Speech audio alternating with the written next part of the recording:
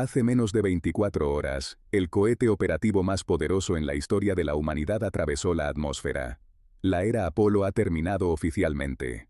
En este momento, 4 seres humanos se precipitan a través del vacío del espacio profundo, abandonando la órbita terrestre baja por primera vez en más de medio siglo. Actualmente están atados dentro de una cápsula que se dirige a la cara oculta de la Luna, pero este sobrevuelo lunar de 10 días no es un viaje turístico. Es la maniobra inicial de la apropiación geopolítica de tierras más agresiva de la historia humana. Y hay en juego factores completamente existenciales.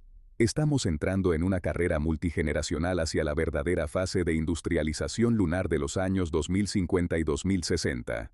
Pero está acechada por una realidad aterradora si nuestros conflictos terrestres actuales se intensifican hasta convertirse en una tercera guerra global. Las cadenas de suministro necesarias para construir este futuro extraterrestre van a colapsar por completo. La humanidad se encuentra en una carrera despiadada para industrializar la Luna, antes de que destruyamos la Tierra. Esto es Lawrence Reporting. Por favor dale me gusta a este video y suscríbete al canal. La NASA no está enviando pasajeros en esta misión histórica, están enviando operadores de élite para empujar los límites absolutos de la resistencia humana.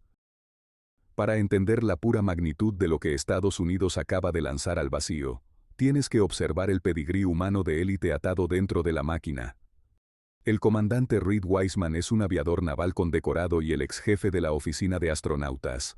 Él está sentado junto al piloto Victor Glover, el hombre que anteriormente pilotó la histórica primera Crew Dragon operativa de SpaceX, y que ahora está cimentando su legado como el primer astronauta negro en volar una misión lunar.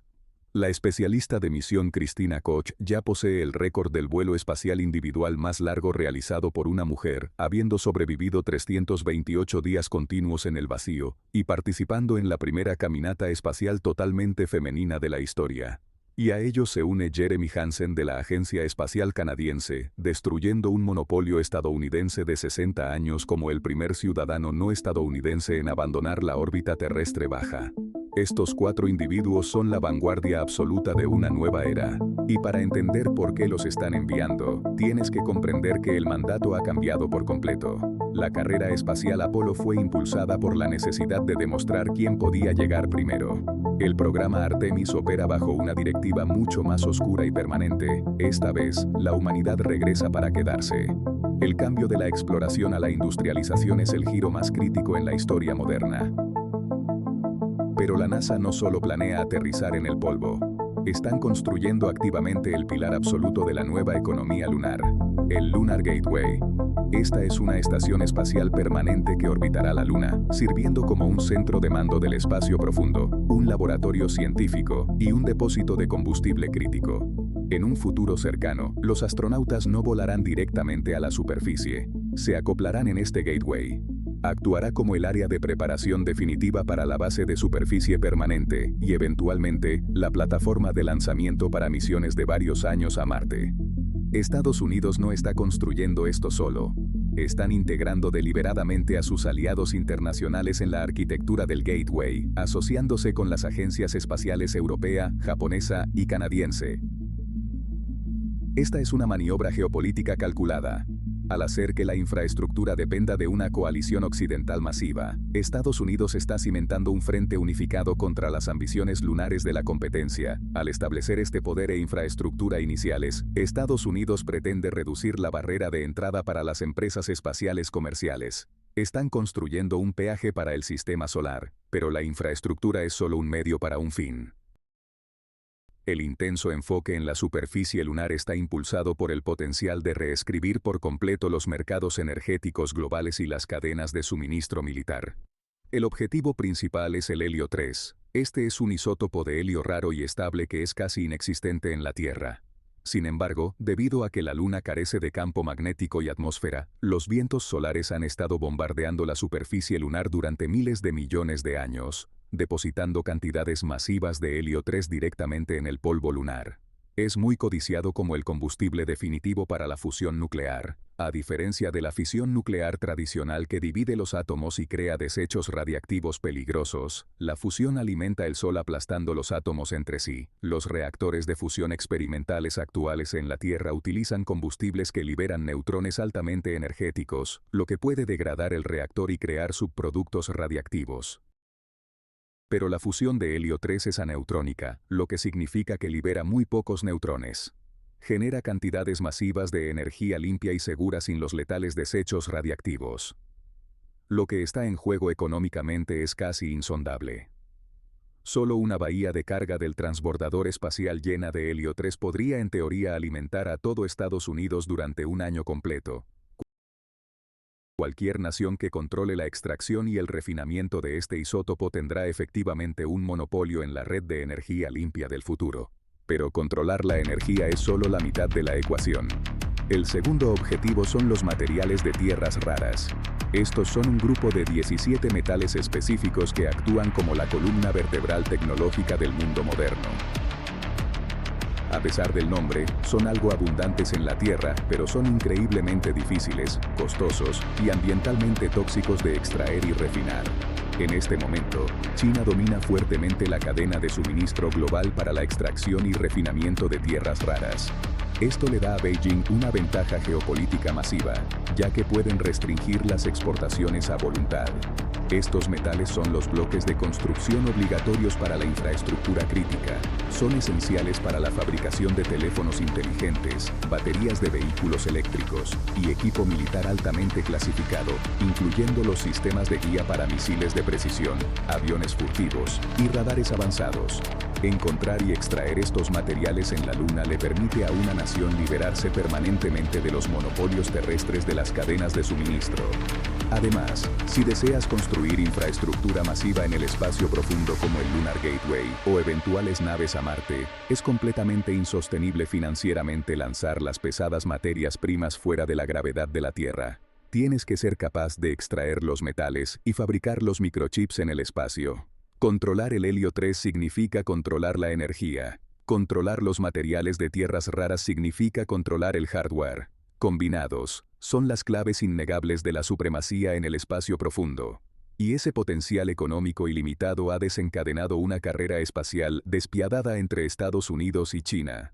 Ambas naciones tienen en la mira las mismas zonas de aterrizaje superpuestas en el polo sur lunar, específicamente el cráter Shackleton. Esta formación geológica masiva es el bien raíz más valioso del sistema solar. Quien controle los bordes del cráter controla la luz solar casi constante necesaria para obtener energía solar ilimitada. Y quien controle las profundidades permanentemente en la sombra controla los millones de toneladas de hielo de agua congelada. Beijing está ejecutando una clase magistral de ingeniería en el espacio profundo. Sus misiones lunares robóticas Chang'e están mapeando activamente los depósitos de recursos exactos a los que apunta la NASA, planeando una base tripulada completamente operativa para principios de la década de los 2030. La lucha por este terreno elevado supremo se está librando actualmente a través del derecho internacional. Estados Unidos está utilizando los acuerdos Artemis para establecer un marco legal liderado por Occidente que permite explícitamente la minería corporativa de recursos extraterrestres. En respuesta directa, China y Rusia han rechazado firmemente los acuerdos, construyendo su propia coalición global en competencia. Efectivamente están exportando las divisiones geopolíticas terrestres directamente a la superficie lunar. Impulsados por esta rápida expansión, los legisladores estadounidenses aprobaron la Ley de Autorización de la NASA de 2026, ordenando explícitamente el desarrollo de una base lunar de superficie permanente para asegurar el dominio estadounidense. Pero el aspecto más aterrador de esta nueva carrera espacial es el cronograma. Este no es un plan de 5 años. Esta es una carrera multigeneracional. Y el calendario estadounidense ya se está derrumbando bajo la presión. Incluso si este actual sobrevuelo de Artemis II es un éxito absoluto, el paso inmediato siguiente es un golpe de realidad muy serio. La NASA anunció recientemente un cambio drástico. La misión posterior, Artemis III, programada para mediados de 2027, no aterrizará en la Luna. Debido a la asombrosa complejidad del hardware, ha sido degradada a una demostración en órbita terrestre baja para probar los vehículos de aterrizaje comerciales construidos por SpaceX SpaceX y Blue Origin. El retorno real de las botas estadounidenses al polvo lunar se ha retrasado oficialmente a Artemis 4 a principios de 2028. Es un duro recordatorio de que, mientras la ambición no tiene límites, la ingeniería es violentamente implacable. Si bien Washington y Beijing planean tener bases de superficie operativas para principios de la década de los 2030, la extracción a escala comercial real de helio 3 y metales de tierras raras no ocurrirá de la noche a la mañana. Los analistas proyectan que las operaciones mineras industriales y la red de transporte de carga pesada necesaria para traer esos recursos a la Tierra no se materializarán por completo hasta los años 2050 o incluso 2060.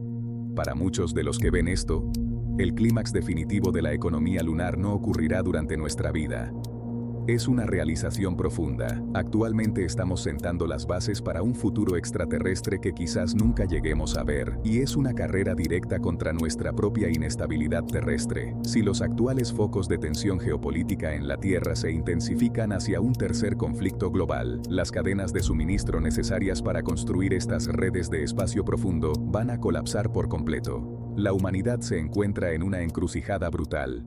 O industrializamos la Luna, o destruiremos la Tierra antes de tener la oportunidad. La aterradora realidad es que una economía lunar funcional requerirá protección física. El ejército de Estados Unidos ha reconocido abiertamente que una fuerza similar a una guardia costera del espacio puede ser necesaria para asegurar las líneas de comercio. En última instancia, el control de las órbitas lunares y de las zonas de extracción de superficie ofrece un posicionamiento estratégico sin precedentes, borrando inevitablemente la línea entre una base económica civil y la infraestructura de defensa estratégica. ¿Quién crees que capturará finalmente este terreno elevado, Washington o Beijing? Déjanos saber lo que piensas en los comentarios. Si valoras este tipo de reportajes sin adornos sobre conflictos globales, por favor dale me gusta a este video y suscríbete al canal. Esto es Lawrence Reporting, gracias por mirar.